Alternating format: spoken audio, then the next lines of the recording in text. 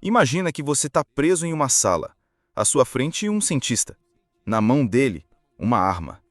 E essa arma está conectada a um sistema quântico totalmente aleatório.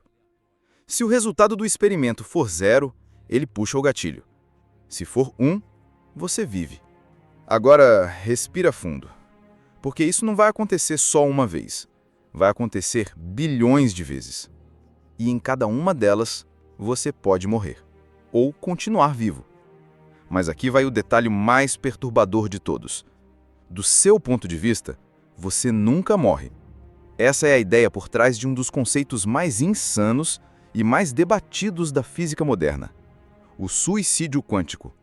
E se isso tiver certo, então talvez exista uma versão de você que, não importa o que aconteça, simplesmente não consegue morrer. Mas de onde surgiu essa ideia? E por que ela divide tantos físicos e filósofos até hoje? É isso que a gente vai descobrir agora. E se você gosta de mergulhar fundo nos mistérios mais bizarros da ciência e da mente humana, se inscreve no canal, tem muito mais vindo aí. Tudo começa com uma provocação feita nos anos 90 pelo físico Max Tegmark, do MIT. Ele estava explorando uma interpretação da mecânica quântica que até hoje parece saída de um filme de ficção científica. A interpretação dos muitos mundos, proposta por Hugh Everett. De acordo com ela, cada vez que um evento quântico ocorre, como a decaída de uma partícula ou a medição do spin de um elétron, o universo se divide, literalmente. Em uma versão, a partícula está no estado A, em outra, no estado B.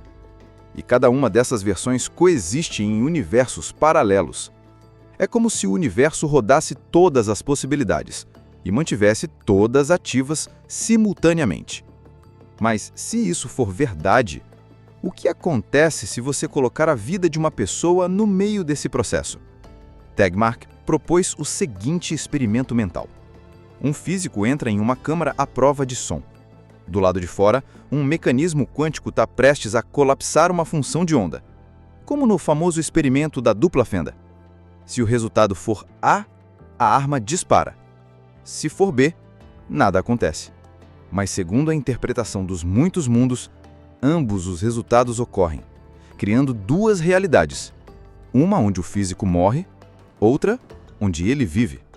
E aí entra a parte realmente perturbadora. Do ponto de vista do físico, ele nunca experimenta a morte.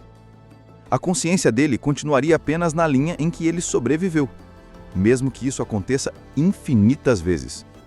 O nome disso é imortalidade quântica. Sim, imortalidade. Se isso parece loucura, não se preocupe, você não está sozinho. Mas, antes de descartarmos tudo como ficção, vamos dar um passo atrás e entender a ciência por trás dessa ideia. No mundo clássico, se você jogar uma moeda, ela cai em cara ou coroa. Mas no mundo quântico, as partículas não têm um único estado.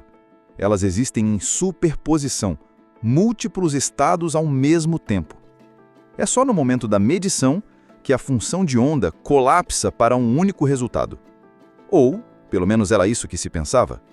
Segundo a interpretação dos muitos mundos, a função de onda nunca colapsa. Ela simplesmente se divide, com cada possibilidade evoluindo em um novo universo. E não são só partículas.